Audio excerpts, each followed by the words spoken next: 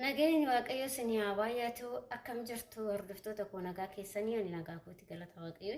Mee viidiyoo kana dhaggeeffadhaan gadhumaatti jechuudha isin fayyada. Keessattuu ijoollee haaraa dhuftanii fi akkasuma immoo dhufuuf karoora qabdanillee wantoota gochuu qabdan isinitti himaa jechuudha. Akkasuma immoo ijoollee yeroo baay'ee ijoolleen keenya rakkina isaan irra gahu ofuma keenyaaf rakkina ofirratti uumna jechuudha yeroo baay'ee.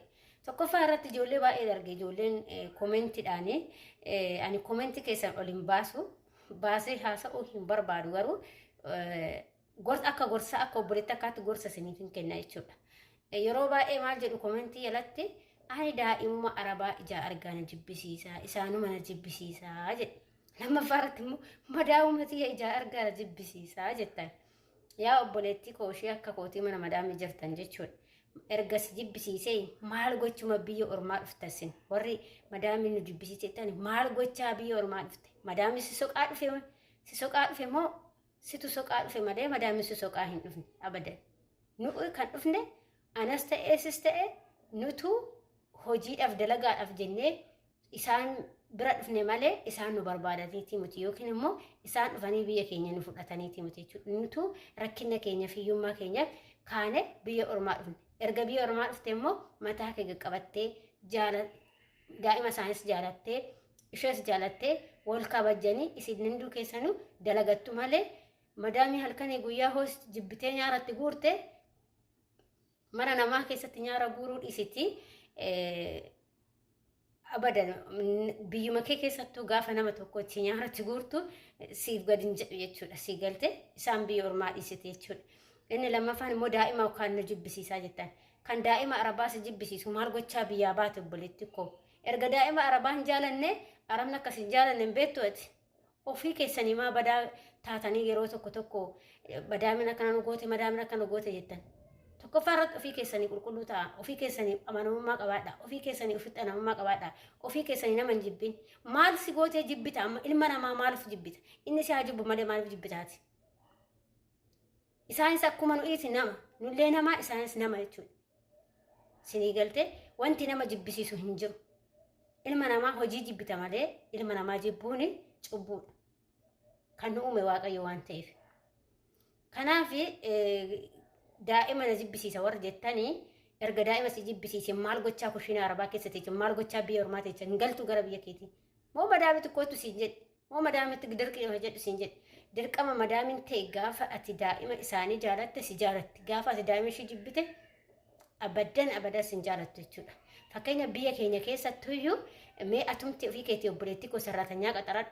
Sararatanyaa takka gaafa qaxarattu gaafa isheen hojii keessan hojii ati yookiin mana keessaa maaragee siin hojjenne yookiin mana keessin qulqulleessine yookiin kafana san maaragee hin miicine akkasuma daa'ima kee yoo maaragee hin qabne yoo hin kunuunsine yoo wajjin hin taphanne ta'e garaan kee numa si jaalataa daa'ima ta'e akka barbaadde goote daa'ima ishee akkuma barbaadde sararatanyaa sun gaafa gootu ati garaan kee numa si jaalatee obsiteetuma sajjetta mana kee keessa yoo wanti tokko babbade sarratanyaan balleessite obsiteetuma mateecha.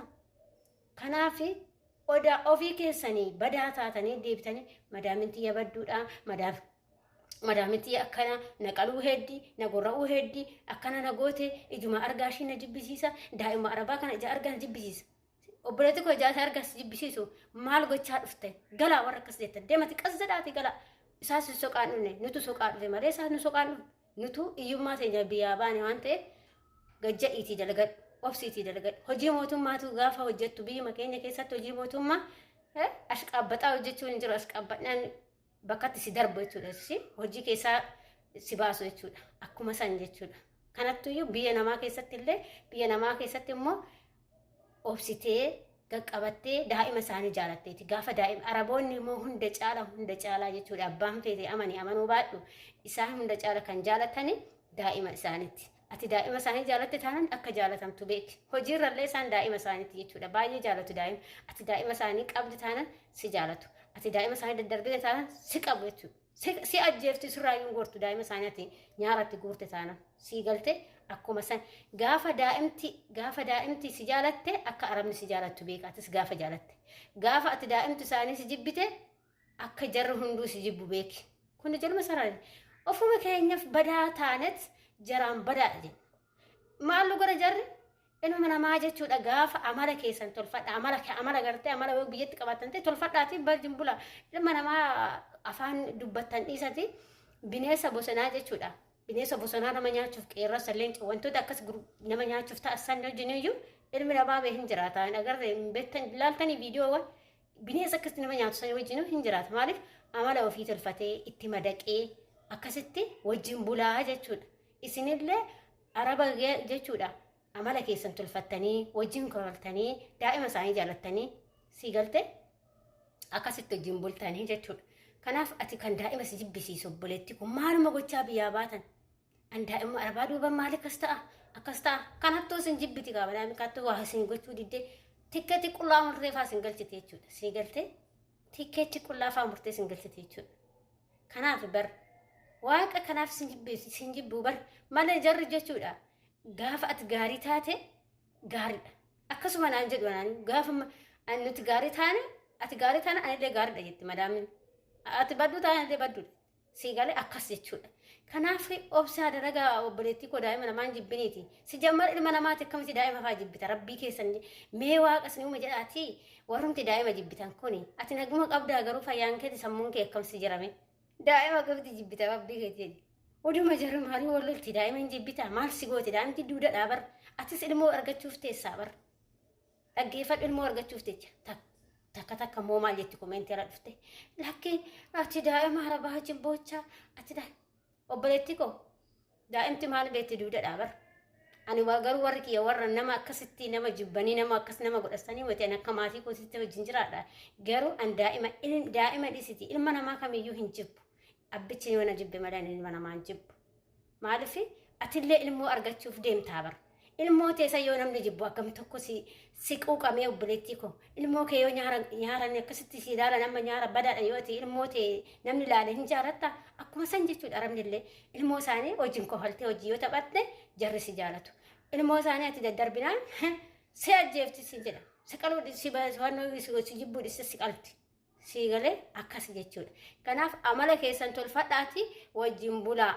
Daa'ima namaa jaaladha. Homaa rakkoo hin qabu. Biraan amma fakkeenyaaf ani biraan hin galaamati hangam bira jiru san ankabaakabeen daa'ima san qabee fi guddisee jechuudha. Namarraa illee mata argattu waaqarraa argatta. Sii galee si jammar jechuudha waa tola guddistaa fi qarshii keetiif guddistee dhuftee guddisuuf daa'ima guddistee mana qulqulleessitee waan barbaadde ta'eeyyuu ati birrii keetiin hojjechuuf dhuftee waan ta'eef obsitee dalaguudha. Maaltu nyaara daa'ima namaatti guuruu si erge maaf daa'ima namaa jibbita kan keetillee akkasumas jibbita jechuudha bar innaa kanaaf ofuma keessanii gaarii ta'aa dura nama badaadha jechuurraa ofii keetii gaarii ta'e obboleettii koo kanaaf kuni dhaamsa kooti keessattuu ijoolleen haarawa dhuftanii jirtan jechuudha warri duraanii hin beeka ijoolleen keessa turtan hunduyyuu hin beektu jechuudha. Arabni waan nama akkam nama jaalattu jechuudha. Kanaaf yoo gaafa amala keessan qabaattan ilma namaa dhiistanii bineensa wajjin buluu dandeessan sinii galee akkasuma immoo isaan illee si jaalatu amala qabaanas si jaalatu amala qabdu taanas si jaalatan.